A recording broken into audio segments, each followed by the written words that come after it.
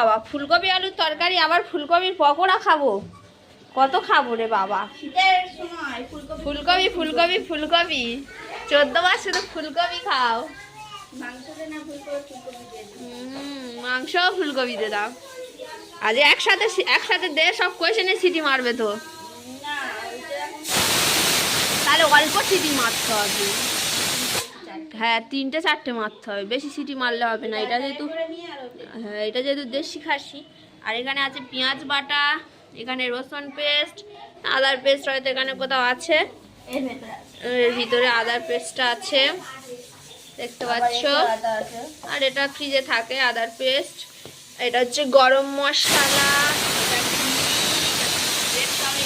আর এখানে দেখো কাতলা কালিয়া প্রায় কমপ্লিট। নুনটা একটু কম হয়েছে, বৌদি আবার একটু নুন